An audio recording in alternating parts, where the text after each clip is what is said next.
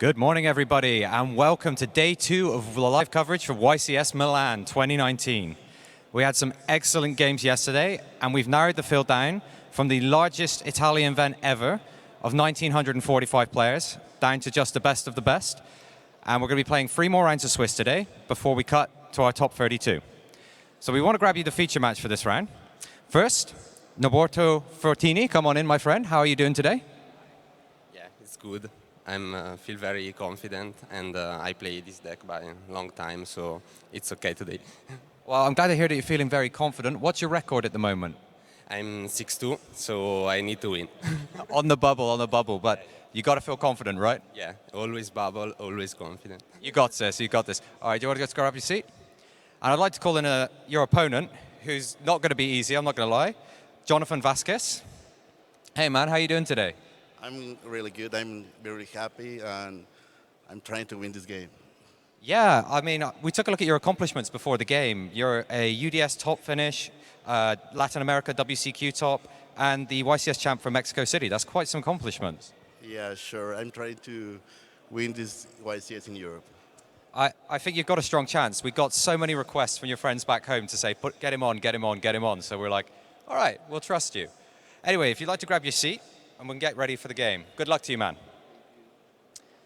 Right, with all that said and done, I'm going to throw you over to our casters today, Marcello and Alberto. Welcome to the issue of YCS Milan 2019. It's a pleasure to be back here for you guys. And we're going to start it with a blast. As Matt was saying, I think yesterday night my inbox got completely flooded by request of getting Jonathan Vazquez on stream, and why not? He's also playing an interesting deck, so it is going to be a good one. But before jumping right into the match, I want to highlight for you guys what is going on in this event. So yesterday, and I'm bringing you guys up on the screen the country breakdown for YCS Milan at the beginning of the day. This was the situation, so no surprise.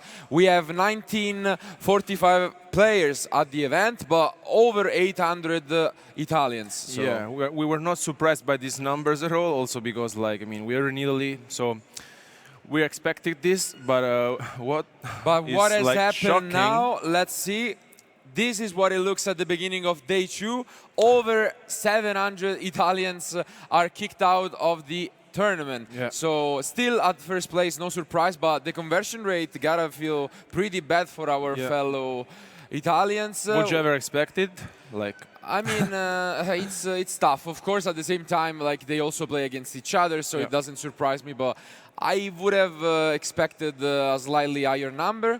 But we still have a lot of different countries. But what's even more interesting is the deck breakdown. So for round 1 at the beginning of YCS Milan, this was the situation. So very similar to YCS London, a wide format. Everyone is playing what they're comfortable with. We saw that the decks, even in top 32 of the last events, were completely different. There isn't a deck that's by far better, and the same situation is probably gonna appear now. And that's what it looks at the beginning of the these are the most popular decks so far on the format. And but what fascinated me the most is the number of Salaming grade people. I mean, like 65 is a really huge number. Yeah. And we didn't expect this, but of course, Sky Striker Orcus has been one of the most played deck by the people, and of course, I mean, like, this is going to be quite the big interesting. surprises are obviously True Draco and Dragon, the Dragon Link deck, let's say, because it wasn't even in the chart yesterday, so it seems like we talked how in YCS Pasadena it showed up, and there are some pretty famous players using it. But anyway, going back to this match, as we were saying, Jonathan Vazquez from Mexico, the first player we have ever featured here from Mexico, is playing Cyber Dragon Orcus, a deck that was pretty successful at the last event. And his opponent as well, Fortini, Norberto, Italian, so he has the home country advantage, playing Thunder Dragon, both with some very interesting deck lists. We don't want to spoil too much for you guys. They are ready. Let's go to the table. And once again, the dice roll is going to be really relevant. Oh, okay, but so here is the first spoiler. Yeah, we were on the point to say that, but Norberto, he's maining the Artifact Engine. Unfortunately, he opened the site instead of the Sanctums, but You can also destroy your own site with the Titan, so that's always an option, Yeah. but not something you really want to do. Well, on the other side, Jonathan didn't open quite a good hand. Really needs to pick up something good out of this deck. And Yeah, I mean, worst case scenario, you will probably be forced to use a Greffer on the Diddy Crow, but I would expect the Diddy Crow to come down because the only available play for Norberto is the Hawk. Exactly. At the same time, can you really use it here because it will not target? So this would have been a huge mistake. Since it does not target, if you banish, you can still summon it. So that would have been a disaster. Luckily, he knows, and this opening doesn't look that strong. Schoolmeister, one of the cards that's really come up strong for this event. Yeah, as we were saying yesterday, some players decided to play Schoolmaster instead of Diddy Crow, which is, I think, is quite understandable, because like those are the hand traps you really need for this kind of format. And okay, so right now the Cosmic Cycle, the Cosmic is just gonna banish the artifact site, and with the Foolish Burial being picked up, this is going to be interesting because both of the ends were in the greatest. And I feel like the Ash Blossom and Schoolmeister might just stop Jonathan completely. Yeah. Let's see, though. Would you think he's going to activate Ash here? Yeah, I would be surprised if he didn't. Because you're smelling weakness. So Ash Blossom comes down, Foolish Burial is gonna be activated, which means that no matter what, Jonathan should be able to have a decent turn, but the Schoolmeister is there, which is gonna basically negate the Art Potter here, and this stops completely the turn. So. I mean, although Norberto didn't have like a really good hand, let's say, on the other hand, Jonathan didn't have a good hand neither, so like he doesn't have any plays at all. And you can see why we have a lot more hand traps at the moment. We have seen people actually maining both Diddy Crow and Schoolmeister. What can he pick up? It is an Impermanence, which is also pretty useful for later on. Here, if he wants, he could go for the Titan to have an even more interruption. Yeah, I mean, just in case. I think I would like that. Supposing he's playing, the old copies of Matrix, so it doesn't seem like he's agreeing with that. Maybe he wants to keep it for the turn after, but now really Jonathan needs to find something out of his deck. Yeah, because if he goes for this here, though, I mean, unless he really wants to put it in defense, it would have made more sense. So he does, and he will be able to have essentially two more forms of interruptions, one with Matrix and the Impermanence. So Jonathan really needs to pick up an Orcus card for that return. That could change the game entirely. Yeah, something quite interesting is that we haven't featured before the Thunder Dragon deck this weekend at all. Okay, so here comes the reinforcement.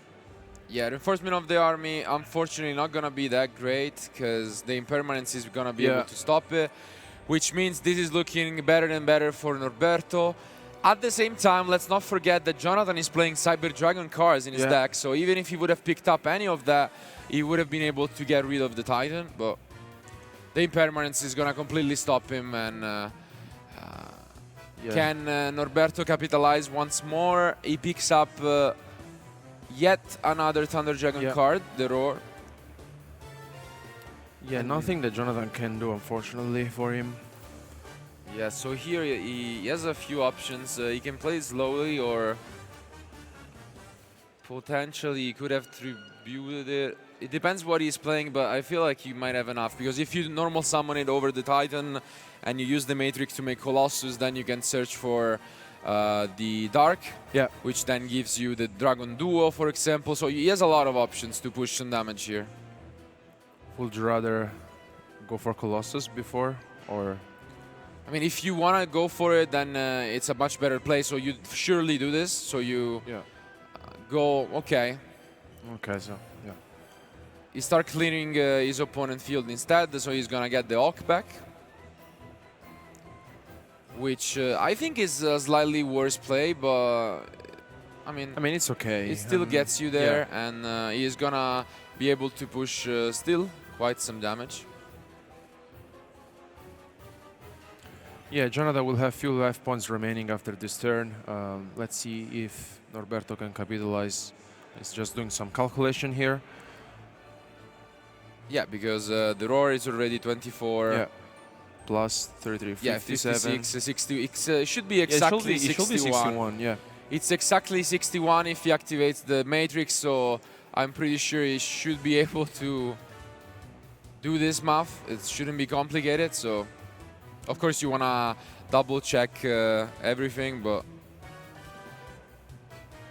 yeah, it's just counting once again. Just he doesn't want to make any mistake. Of course, you don't want to make any mistakes, but I'm pretty sure in the damage step he will just use the matrix, and that's gonna be exactly game.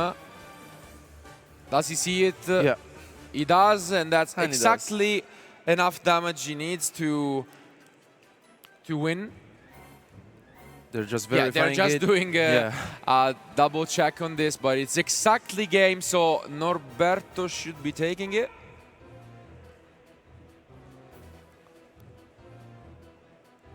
Yeah.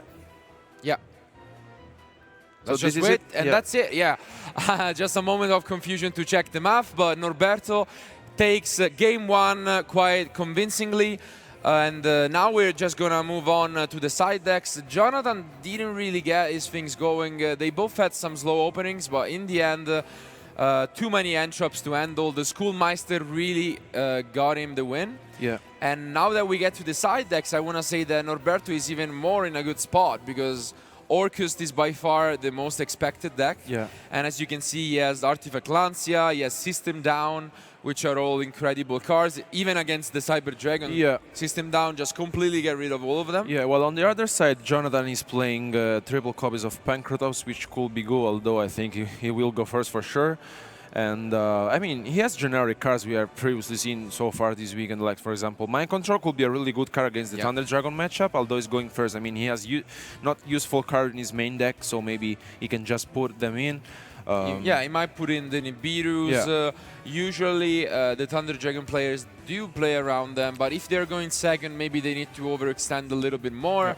And there is always the cool combo where if you have the Babel, you can do the cool interaction with Nibiru, where you keep the Nibiru in your hand and you only just resolve the first part, tributing everything, which is a pretty cool opening.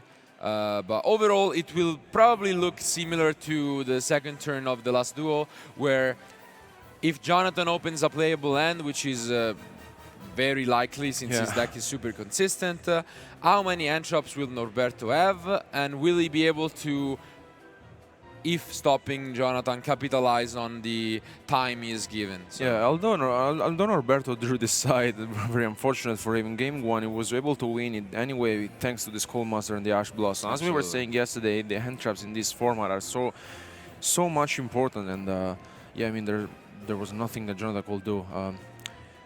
As you can see, Norberto is kind of shaking, so it's totally understandable. Absolutely. It's his first future match, so for anyone following me in general, they know that I do love Artifact Sanctum, and I still think it's very good right now.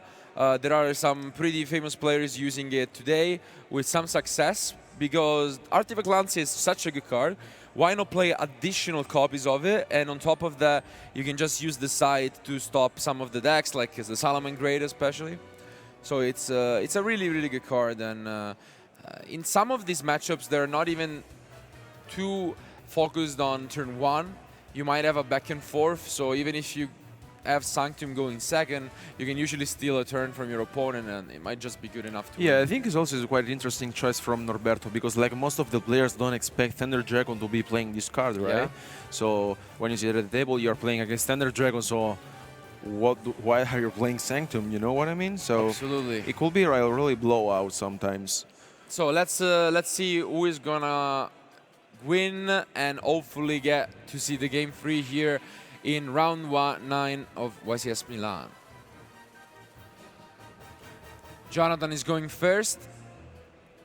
Let's see if we're gonna see some Cyber Dragon cards this time.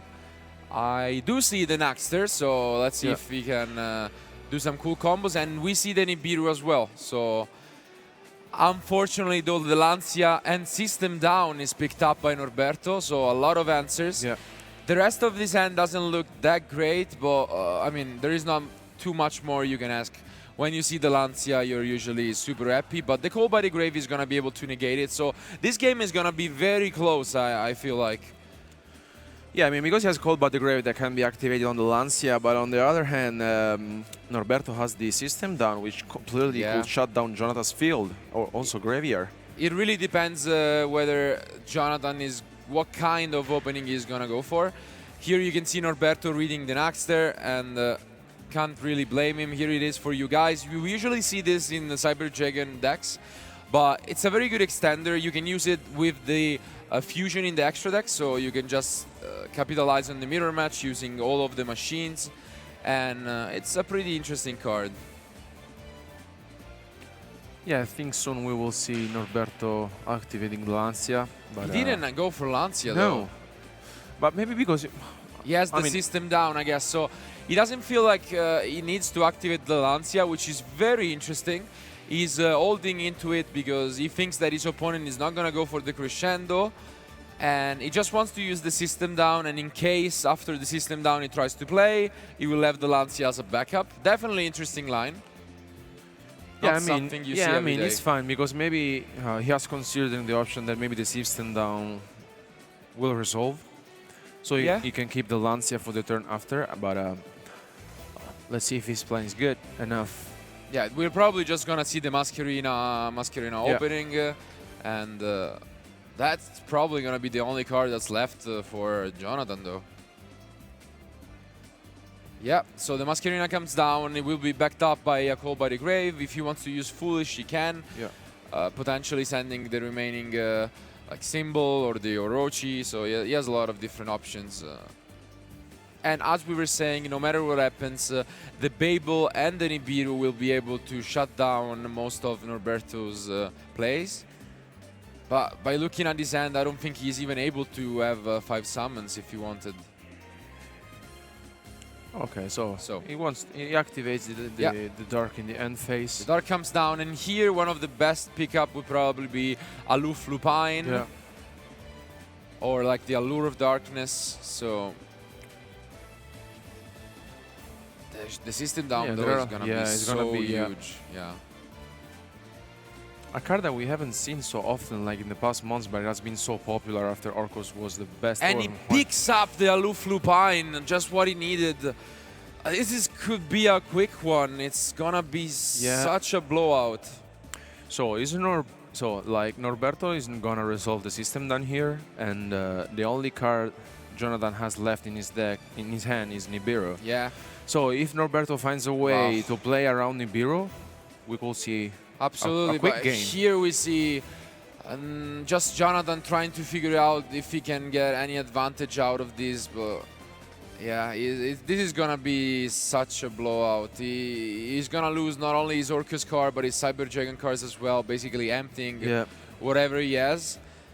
Luckily, as I was saying, the Nibiru is there, but even if the Nibiru is gonna be able to slow down Norberto, then you're left with nothing, and you need to draw into like a mathematician, stuff like that, and the Lancia is there from Norberto, so this is looking very good for him. Yeah, I mean, nothing Jonathan could do, unfortunately for him, like the system down completely shuts in his entire board and graveyard, and yeah. Completely getting rid of this. We probably saw this card back in the ABC or like Cosmo days, but it has been a while, but it's still a force to be reckoned. It's such a good card, and he's still here. Now, though, the picked up Aloof Lupine, if Norberto gets too excited about this, could actually come back to hurt him, because...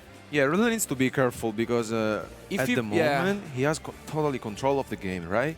So if he finds a way to play around Nibiru, and I think maybe it should be easy to play around it. It's just maybe he feels too excited. He wants to push for game here, but you really need to think, how do I lose this? I have Lancia in case he draws something. If he doesn't draw something, I'm just always gonna win this game. The only card I lose to might be Nibiru into, I don't know, something picked up, but he doesn't have to overextend. Hopefully he will think about Nibiru. Yeah, because basically that's the only card he lost to, right?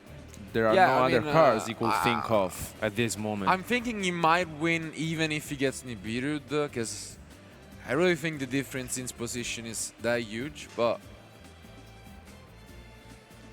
we'll see. Of course, even if he wanted, Jonathan couldn't really activate any of his Orcus in response there, because if he did, Nibiru was not an option anymore. And he wouldn't have gained any advantage regardless, so... We had already had 2 summons. The last card he doesn't know about is the back row, so maybe we can also see a Phoenix, but I really wish he wouldn't care too much about it. You can pretty much say that that's either... Yeah, I mean, I will not be scared if I were him, because like he's playing against Orcus, Yeah. so maybe it could be an impermanence.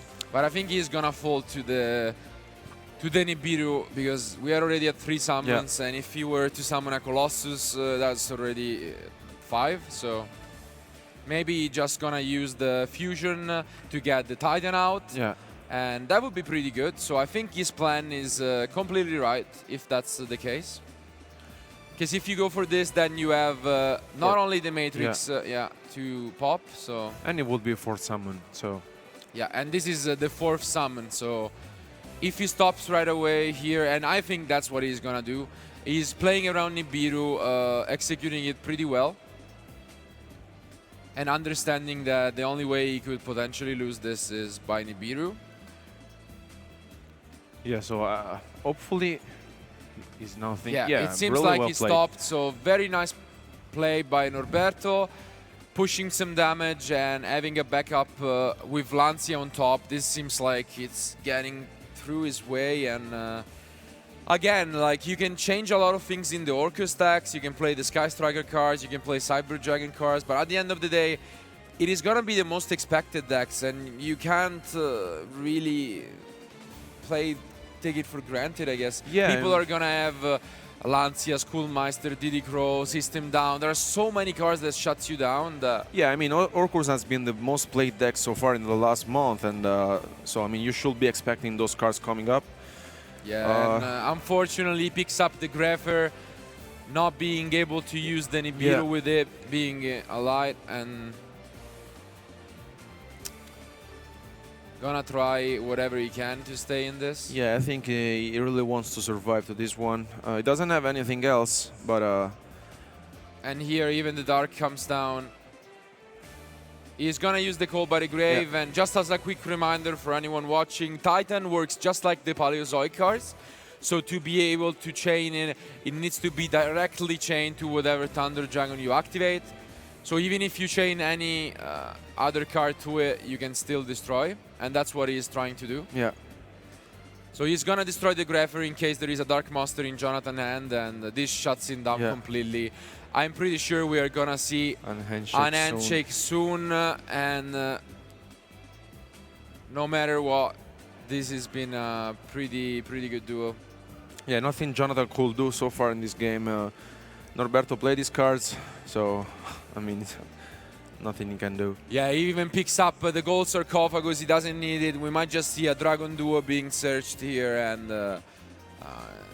there is not much he can do. If he played around Nibiru last turn, I don't think he's gonna... Yeah, he can just summon the duo and then attack for game, and Jonathan is gonna be able... He's gonna be forced to extend the handshake, and yeah, here comes the Dragon duo, and there's enough. Yeah, the handshake comes down. Norberto is the winner, 2-0.